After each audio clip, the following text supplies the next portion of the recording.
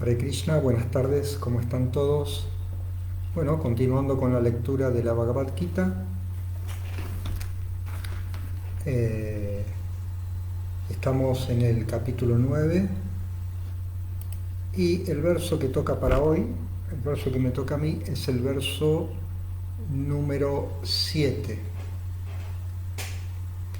Así que bueno, voy a proceder a la lectura de la traducción, al significado de Srila Prabhupada y una breve descripción del verso.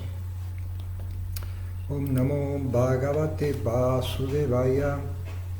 Om Namo Bhagavate Vasudevaya. Om Namo Bhagavate Vasudevaya. El verso en sánscrito dice así: Sarva Bhutani Kanteya Prakritim Yanti Mamikam Kalpakshaye Punastani Kalpadavisriyamiyaham. Y la traducción dice lo siguiente. Está hablando Krishna, por supuesto.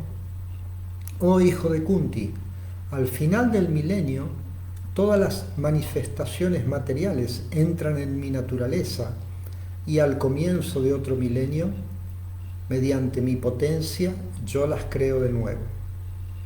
Significado por Srila Prabhupada. La creación, manutención y aniquilación de esta manifestación cósmica material dependen por completo de la suprema voluntad de la personalidad de Dios. Al final del milenio significa al morir Brahma. Brahma vive 100 años y uno de sus días equivale a 4.300 millones de nuestros años terrestres. Su noche es de la misma duración. Su mes consta de 30 de esos días y noches, y su año consta de 12 meses. Después de 100 de tales años, cuando Brahma muere, ocurre la devastación o aniquilación. Esto significa que la energía que el Señor Supremo manifiesta se recoge de nuevo y entra en él. Y luego, cuando vuelve a haber la necesidad de manifestar el mundo cósmico, ello se hace por su voluntad. Bahusyam. Aunque yo soy uno, he de volverme muchos. Eso dice el aforismo védico. Chandogya Upanishad 6.2.3. Él mismo se expande en esta energía material y toda la manifestación cósmica ocurre de nuevo.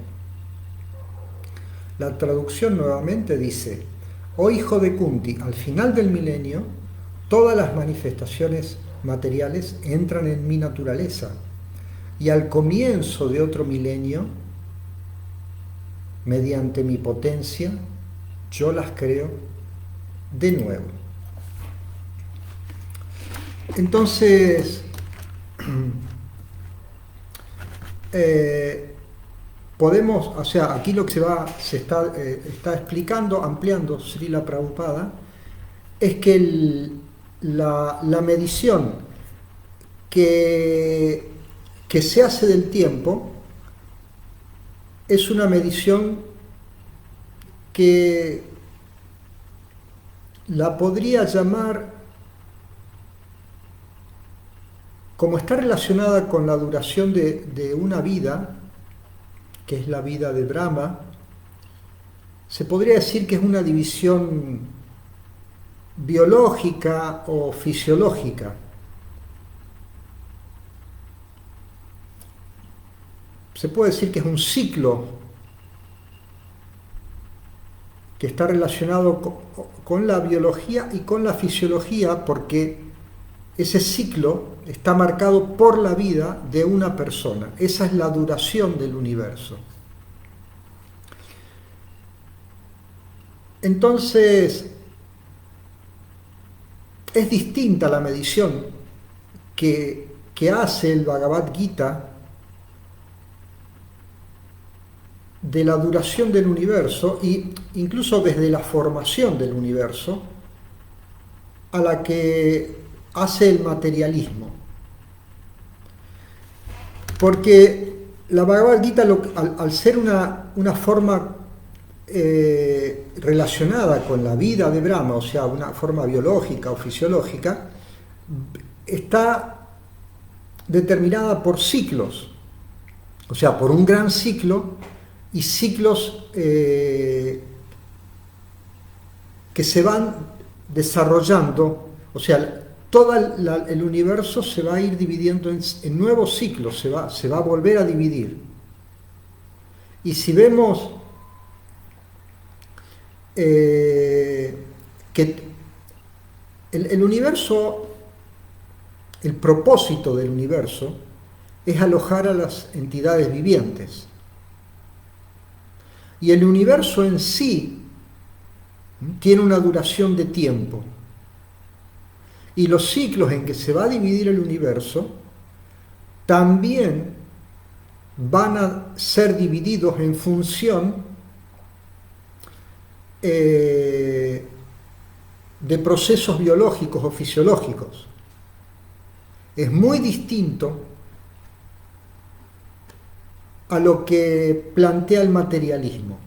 ¿Por qué es distinto? Nosotros vemos, por ejemplo, que las estaciones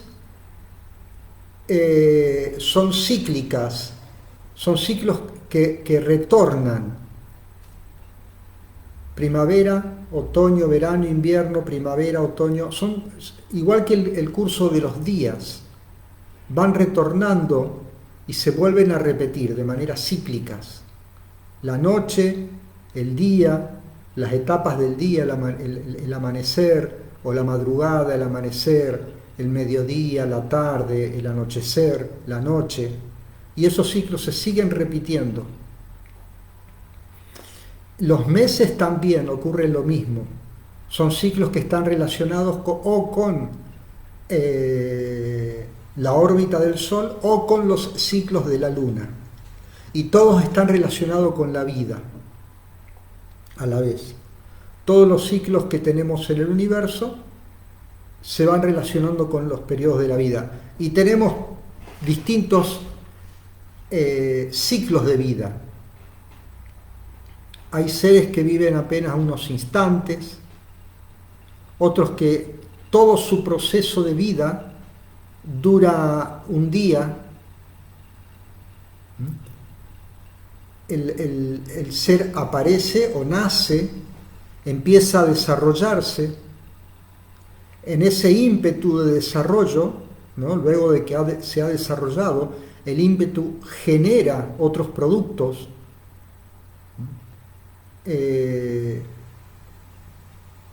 Los seres se reproducen o se aparean o generan instancias en su vida, logros, objetivos,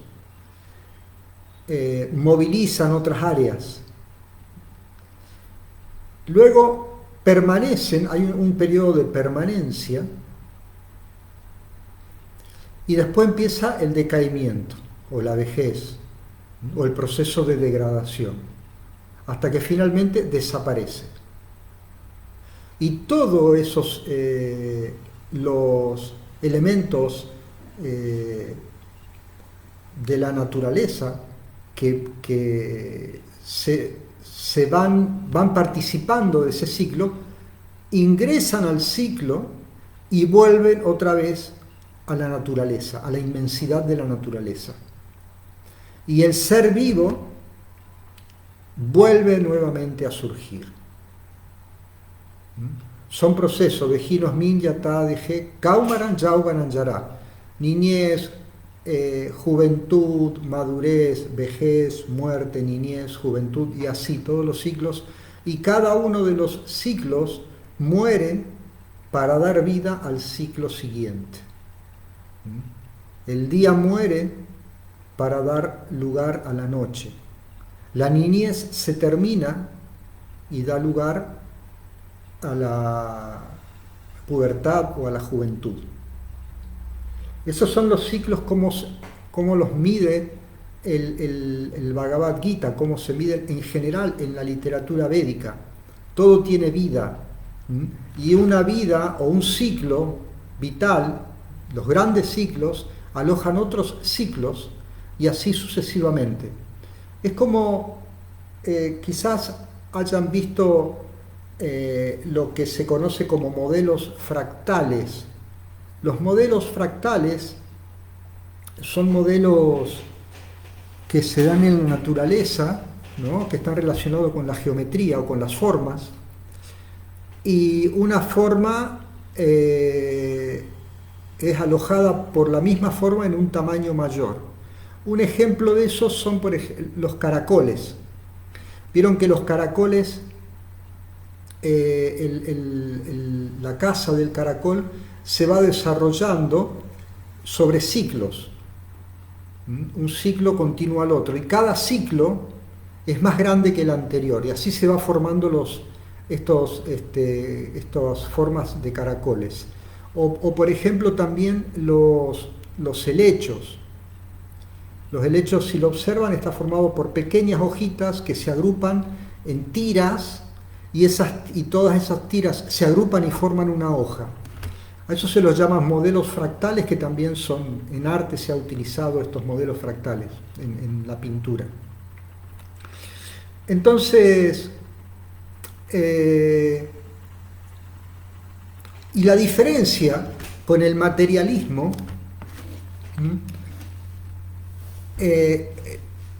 los ciclos de la vida y los ciclos del tiempo y de las eras que se van a ver en los Vedas, y al entender la existencia de seres vivos que de la dualidad alma y cuerpo o alma y materia, son dos elementos que se juntan, hay una dualidad, y esa dualidad, al ser la materia el lugar donde se aloja el ser vivo, el alma, por eso se dice dejinó, ¿no? Que el alma se corporifica. Y esa materia tiende a degradarse. Entonces, esos son los ciclos de la vida. Vida tras vida, se van sucediendo. Pero el materialismo, al tratar de explicar que no hay tal vida,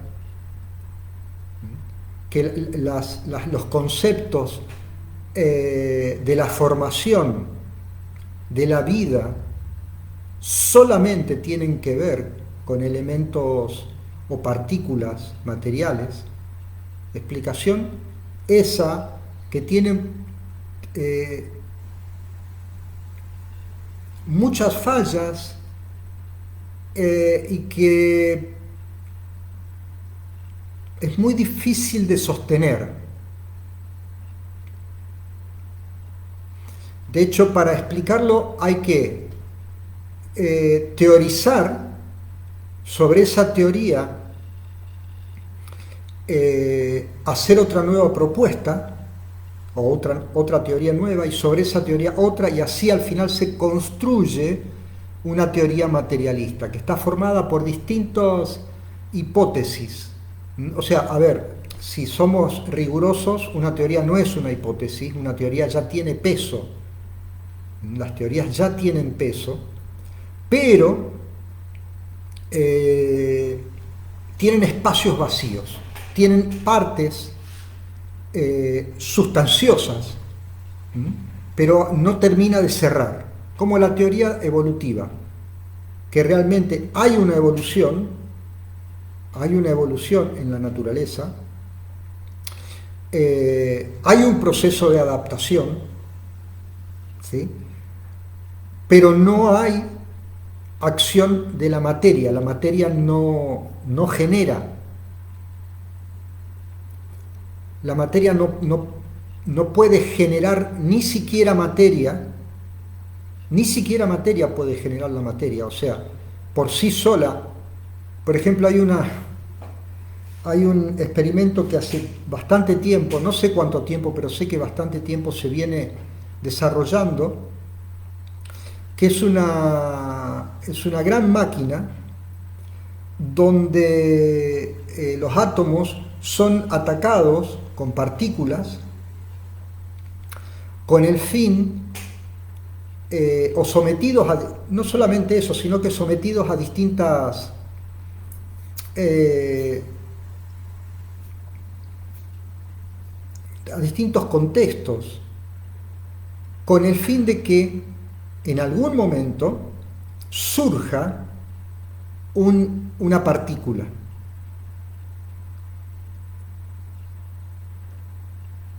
De un supuesto vacío, de que esa partícula pueda surgir de un vacío. La mayor parte de las teorías de la creación del universo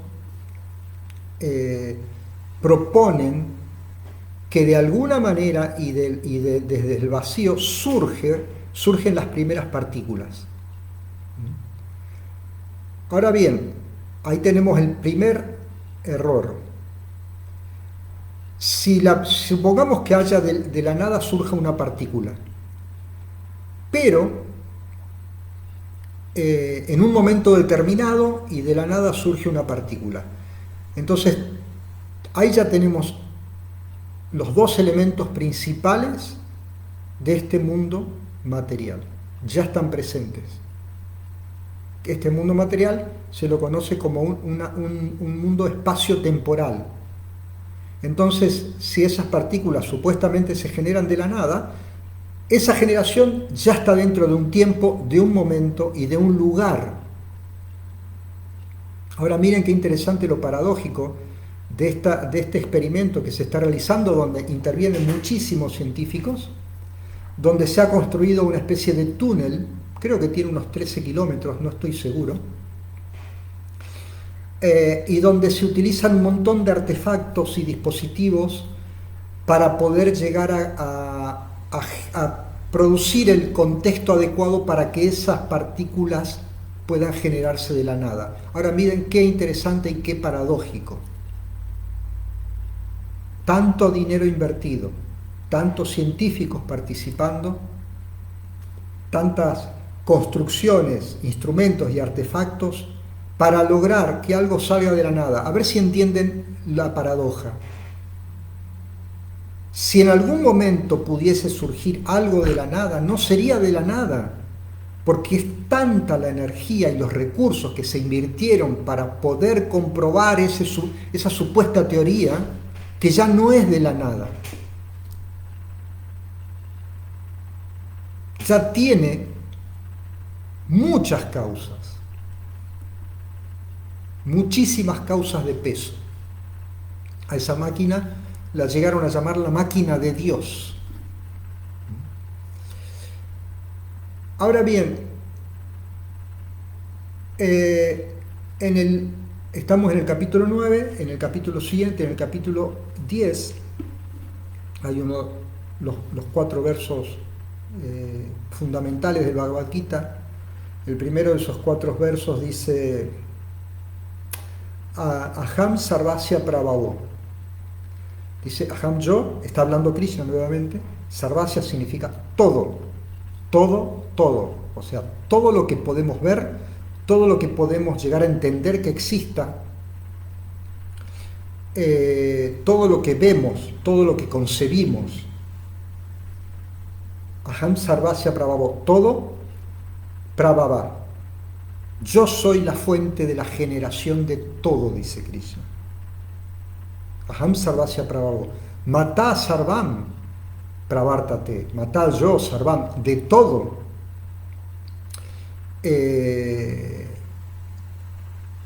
Genero. Yo genero todo, dice Krishna. Todo proviene de mí y yo genero todo. Y luego dice, el verso dice: Iti Matva Vayante Mam. Matva significa comprenden. que quienes comprenden esto, de que Krishna es la única, el Señor Supremo, la causa original de todo, es la única causa de todo este universo, y Timatua Vayanteman, Vayante de adoración o de consagrarse a mí. Esas personas, cuando comprenden esto, se consagran a mí.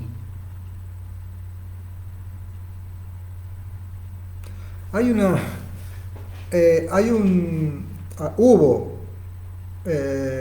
un científico, realmente no sé cuál era su área de trabajo, pero muy conocido, Louis Pasteur. Hasta el día de hoy, Louis Pasteur es, o sea, su descubrimiento, sus ensayos, sus experimentos, dieron lo que hoy conocemos como la pasteurización. Entonces, en un momento existía, o a través de la historia, se pensaba que los seres vivos surgían de manera espontánea, ¿no? Lo que se conoce como la generación espontánea de la vida. Y había habido distintas propuestas de que la vida surgía de la transpiración, de que los insectos surgían de los árboles. Incluso había una receta para producir ratones a través de ropa sucia junto en un granero donde había, no me acuerdo si eran cereales, algún tipo de grano. Entonces ahí en ese era como una receta, así escrito, presentado como una receta, donde se sugería que si ponías ropa sucia, y no lo quería decir, pero lo voy a decir, ropa interior sucia, es muy gracioso, por lo menos para mí, no sé, ropa interior sucia con algunos granos, cereales, ¿no? En el granero, en un lugar así durante un tiempo, incluso no me acuerdo bien, pero creo que la receta decía 21 días. Entonces, y ahí salían los ratoncitos, ¿no? Bueno, y así había muchas, y las últimas, luego esos conceptos, esas teorías se fueron, digamos, continuaron, y ya cerca de nuestros tiempos se afinó un poco el experimento, y de caldos, de comidas o de pedazos de carne, se veía que surgían gusanos, distintos tipos de organismos que nacían de ahí, distintos bichitos. Entonces, ¿qué ocurrió? Que bueno, en la historia hubo muchos pasos, pero finalmente lo que ocurre es que Louis Pasteur, y de ahí viene la pasteurización, va a refutar completamente la abiogénesis. O sea, biogénesis significa que la vida viene de la vida, y abiogénesis, que habla de la generación espontánea, que surge, la vida surge por sí misma, sin necesidad de otra vida. Entonces, él hace una serie de experimentos con una especie de probetas y de pipetas, donde de alguna manera se las aísla para que dentro de esos tubos de ensayo no entrasen microorganismos, y por lo tanto no se descomponían, no salían bichitos de ahí, o por lo menos se extendían. Entonces, de esa manera él refuta y establece la biogénesis, y los sistemas que Louis Pasteur utilizó para aislar, ¿no? O para volver antiséptico de alguna manera esas muestras de caldos o de carne, de alimentos que utilizó, hasta hoy en día se siguen utilizando. O se siguen utilizando nuevos sistemas a partir de ese principio, ¿no? Por ejemplo, los utensilios que se utilizan para las intervenciones quirúrgicas también tienen que ser sometidos a distintos tratamientos para evitar microorganismos. y hay alimentos, muchos alimentos que se venden que son pasteurizados. Entonces, luego el mantra dice matar sarvam aham sarvasya prabhavo, matar sarvam pravartate, iti matva vayantemam, o sea, quien comprende que el Señor Supremo es la causa y origen de todo, y de la vida incluso, se consagra a mí, dice, vayantemam. Y después dice Buda, aquí Prabhupada lo traduce como los sabios eruditos. Buda Bhava Sama Anvitam. Buda, esas personas que logran esa comprensión, o devotos que logran esa comprensión, Bhava, van a tener éxtasis, emociones.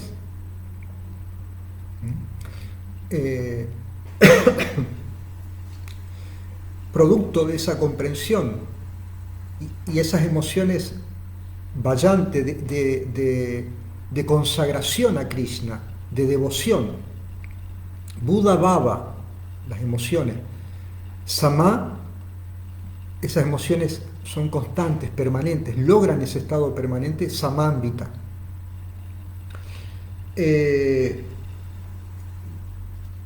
Entonces,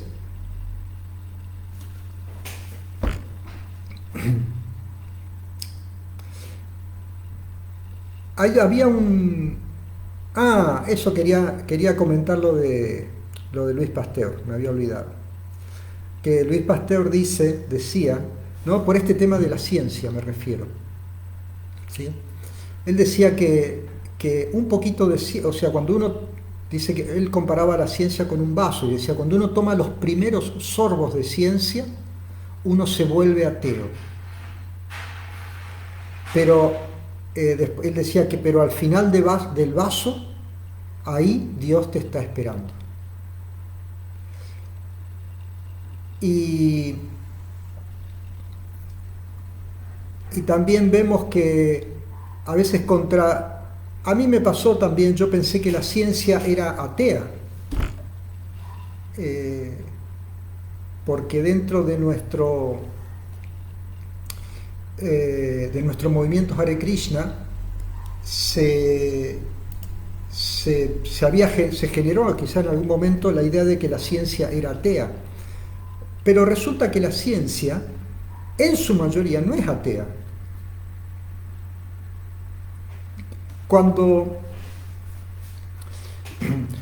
Y pueden hacer la prueba, pueden realizar esta investigación.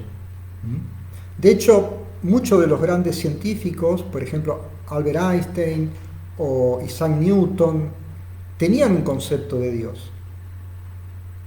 Y toda su ciencia la estaban fundamentando en la comprensión de Dios, la comprensión del universo, o de las leyes del universo, y de quién estaba atrás de esas leyes. Era una búsqueda. Y también el punto de que las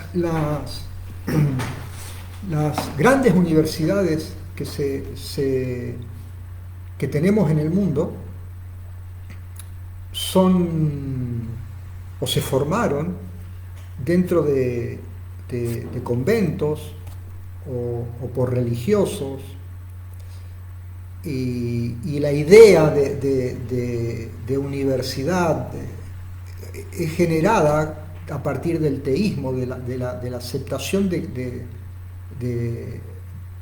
Dios, de la devoción hacia Dios. Después obviamente que se ha desvirtuado, pero por ejemplo lo que estaba comentando que cuando vemos las ciencias y los premios Nobel, la gran mayoría, pero yo no recuerdo ahora el porcentaje, porque obviamente va cambiando de acuerdo a cuando se otorgan los premios Nobel, pero el gran porcentaje, el gran grueso de los premiados tiene algún concepto de Dios.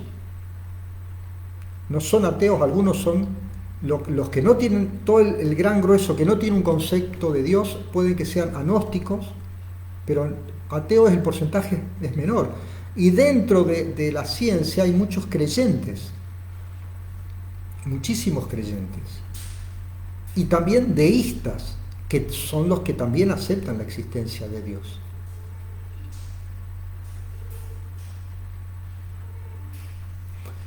Hay un científico que se llama Francis Collins, que es muy famoso porque participó del proyecto Genoma Humano. El proyecto Genoma Humano es ese proyecto que investigó la lectura del código genético de los seres humanos, de que todas las células tienen dentro la información de todo el cuerpo. Y esa información ya empieza a aparecer en el momento de la fecundación, cuando se une el óvulo con el esperma. Forman una nueva célula distinta al del padre y distinta a la de la madre. Y en ese momento aparece el código genético de ese ser humano. En ese momento comienza la nueva vida.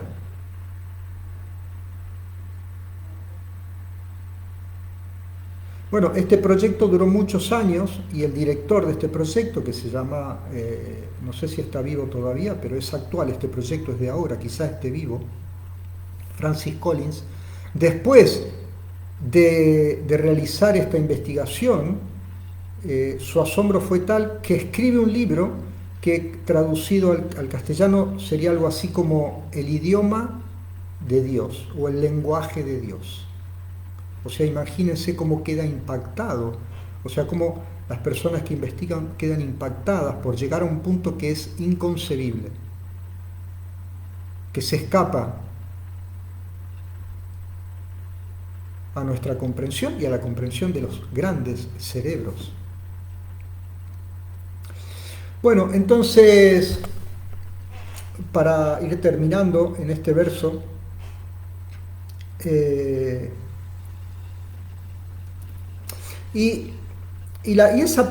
ese origen de todo este mundo debe encontrarse fuera de las leyes de este mundo. Como cuando estaba contando esto de la máquina de Dios, ¿no?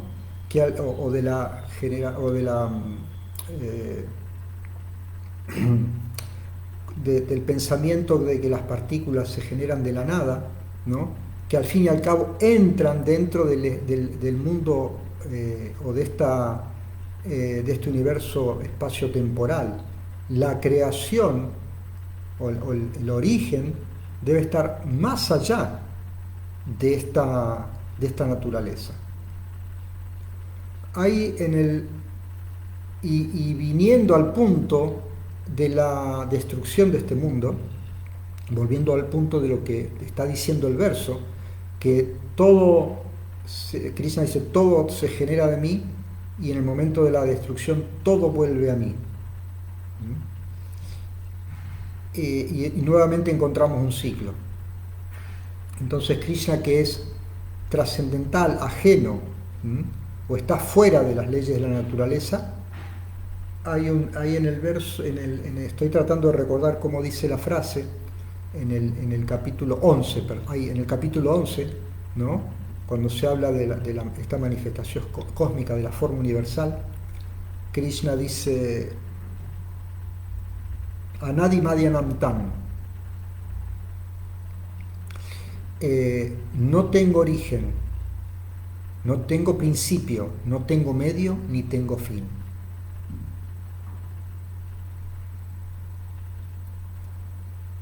Madhya es Adi es origen, Anadi es sin origen, Madhya sin medio y Antam sin fin. No está regido por esas leyes materiales. Y ahí también en ese capítulo 11, tal como dice en el verso de hoy, hay una frase que se hizo muy conocida,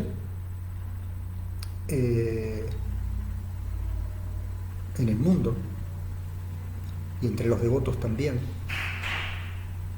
que dice, Kalos mi, Kalo de Kala, del tiempo, yo soy el tiempo. ¿Mm? Eh, Lokoks, Lokokshayakrit, Lokokshayakrit, Kalos mi Lokokshayakrit. Loco significa los planetas y Shaya es destrucción. Y Krit, yo hago o realizo. Entonces se traduce como Krishna le está hablando a Arjuna y le dice, yo soy el tiempo, el destructor de los mundos. Entonces ahí se va a confirmar de que así como Krishna es el generador de toda esta naturaleza material, de la misma manera toda esta naturaleza al final de este ciclo va a volver a Krishna y él va a deshacer todo de nuevo, toda la manifestación que propicia la vida va a ser de nuevo incorporada al Señor Supremo. Bueno, muchas gracias a los que escuchen esta pequeña explicación y voy a dejar aquí. Hare Krishna.